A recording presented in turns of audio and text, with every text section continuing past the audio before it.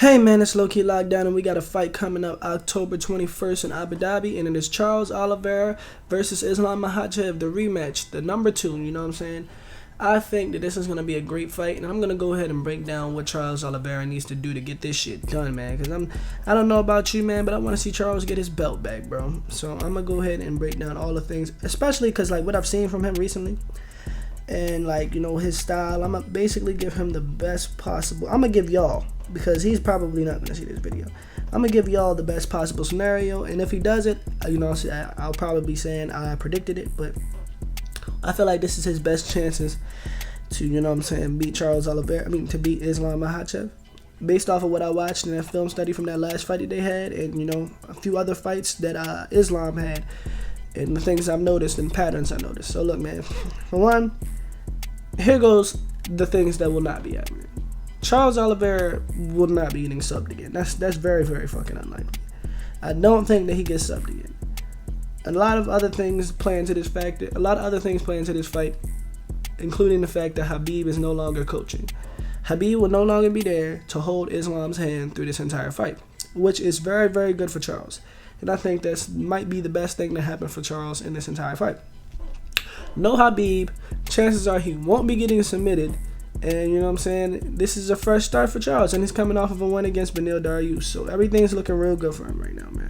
Everything's looking real good. Everything's looking real nice. I mean, Islam's coming off of a controversial fight with Alexander Volkanovski, which he very arguably, not arguably, could have went either way, really, for real. But yeah, man, one thing that Charles Oliveira is not going to want to do is be taking guard early in the fight. I'm not going to say don't take guard, because I'm going to tell you when that plays a factor in this fight. But until the third round, he should not be taking guard. He should be striking with him only, because we forget that Charles Oliveira has that power in his hands that a lot of people really, like, you know, skip over when they talk about him. Justin Gaethje said he's never been hit so hard. He said he felt it in his teeth, bro.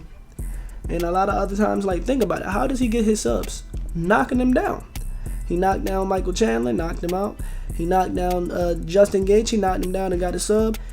Spent Dustin Poirier around with a good right. I'm telling you, look, bro. That's his best bet as far as just keeping this fight standing to accumulate damage on Islam's face throughout the entire fight, like how Volkanovski did. He's got to really open up some striking to, you know what I'm saying, just wear on the mental and physical of Islam in the beginning. And he's got to also be, how do I say it? He's got to be a very measured chaos in this fight. Like, because last time he was very, very irresponsible with his defense. He was getting clipped off, and he was closing a lot of space without throwing strikes. He needs to not do that. Don't close any space without throwing a strike. I know that's easier said than done because of a gas tank, but, bro, if you can train cardio as hard as you possibly can, bro, you're going to need it, bro. So that's one thing that Islam and their crew have, like, a lot of. It's cardio because, you know, they train them like fucking wild hound dogs and shit. So, you know, don't play on the ground to the third round. He's going to be wanting to do a lot of strength conditioning up until, you know, leading this fight. A lot of front kicks and uppercuts to the face. You know, even his corner recommended that in the last fight. The longer this fight goes on, honestly, it's the better for Charles, because later in the rounds is when Charles becomes the best. He's a warm-up fighter. He takes a minute to warm his striking up and a minute to warm up his grappling, and as soon as this shit is warmed up, you know what I'm saying, it's pretty much a wrap. But early rounds is when he loses. Like, early rounds is his worst rounds. Early rounds is his worst rounds. I mean, even in the Michael Chandler fight. Think about the Michael Chandler fight. Michael Chandler fight, he was getting pieced up a little bit in the early rounds. Dustin Poirier fight, he was getting pieced up a little bit in the earlier rounds. You know what I'm saying? So, you know, the earlier rounds is usually his worst rounds. So if Islam takes him into the deeper waters in this fight, we'll be seeing something that we haven't seen out of them before. We'll be seeing what they look like in the third or fourth round. And, you know, Charles usually gets better by the end rounds, you know, fourth and fifth, and the third is decent for him too as well. So, really, we'll be seeing a better Charles Oliveira just by him making it into the later rounds. So, with Charles, bro, if he ends up on the ground within that third round, like I said, after accumulating damage, which he should be trying to do, he's a very effective clinch. So, you know what I'm saying, just knees and them body shots and the elbows and etc. Like how he does naturally. He does that anyway, you know what I'm saying? You just keep accumulating that damage. a wear on your mind and a wear on you physically.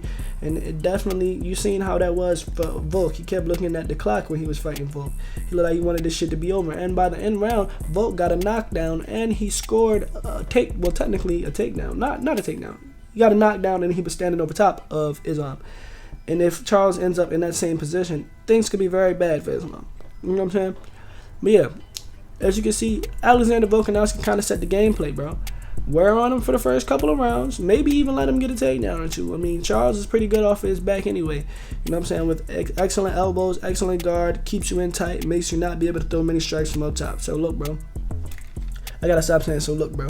But anyways, man, look.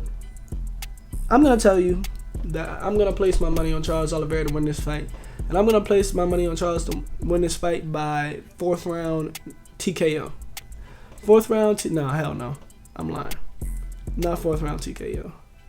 Either a TKO into a submission or just a decision, man. But look, man, Charles do Bronx Oliveira, you can win this fight. Of course, we know he can win this fight. I want to see this fight happen, and it will be. And I mean, I'm just excited to see this shit happen. I really want Charles Oliveira to win his belt back. I'm tired of goddamn Islam. I'm not really tired of Islam. I mean, let me stop saying that shit. Because the only reason we hate on Islam is because he beat Charles, bro. Islam is a great fighter, but I'm ready for Charles Oliveira to take that back. So with that being said, man, we out. Like, comment, subscribe. Let me know what y'all want to see next, man. Let me know how y'all feel about this video. And, you know, we out, gang.